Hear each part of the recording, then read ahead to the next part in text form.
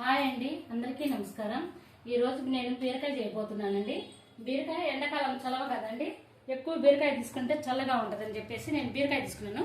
ఒక అరకిలో తీసుకున్నానండి. నేను బీరకాయ గిరిగి సన్న ముక్కలు కట్ చేసి పెట్టుకున్నా. ఆయిల్ పెట్టుకున్నానండి స్టవ్ మీద. కొద్దిగా జీలకర్ర వేసుకుందాము.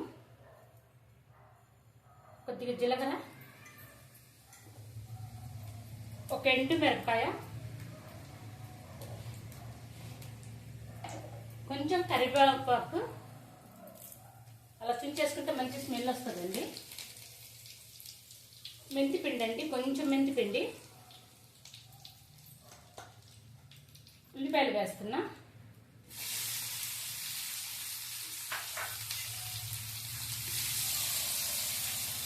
ఇదిగోండి బీరకాయ వేస్తున్నా.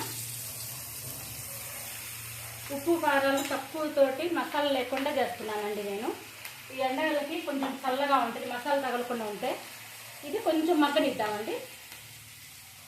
ఇంకా మగ్గిందండి కొద్దిగా. ఇంకా అన్నీ ఒకదానికి ఒకటి వేసుకోవచ్చండి. పసుపు వేస్తున్నాను నేను. కారాలు అయితే బీరకాయకి తక్కువ పట్టిద్దండి, చాలా తక్కువ పట్టిద్ది బీరకాయకి. ఇది సరిపోతుందండి. ఒక స్పూన్ అండి. ఉప్పు కారాలు మాత్రం ఎవరి టేస్ట్ తగ్గట్టు వాళ్ళు తీసుకోండి. ఉప్పు అండి, కళ్ళు ఉప్పు తీసుకున్నా. ఇంతేనండి. చిన్న మంట మీద మగ్గనీయటమేనండి. చిన్న మంట మూత పెట్టేసుకొని మధ్య మధ్యలో ఒక్కొక్కసారి అట్లా కలుపుతూ ఉంటే ఒక్కొక్క నిమిషానికి ఒక్కసారి 10 నిమిషాల్లో కూర అయిపోయిద్దండి. ఇంతే అయిపోయిందండి కూర. 10 నిమిషాల్లో కూర అయిపోయిందండి. అసలు నీళ్లు పోయలేదండి. నీళ్లు దాంతోనే, బీరకాయలో ఉన్న నీళ్ళతోనే ఉడికిపోయిందండి. సరిపోయింది. ఒక అర స్పూను నేను ధనియాల పొడి వేస్తున్నాను అండి. దీని టేస్ట్ బాగుంటుందండి. ఇది వేసి ఒకసారి చూడండి మీరు. ఇలా చేసి చూడండి, చాలా టేస్టీగా ఉంటుంది. ఉప్పు కారాలు తక్కువతోటి బాగుంటుందండి. బౌలు తీస్తున్నానండి. ఇంతే, ఇంకేం లేదు. పొట్ట తేలిగ్గా ఉంటుందండి. ఎండాకాలం అంతా చాలా తేలిగ్గా ఉంటుంది పొట్ట.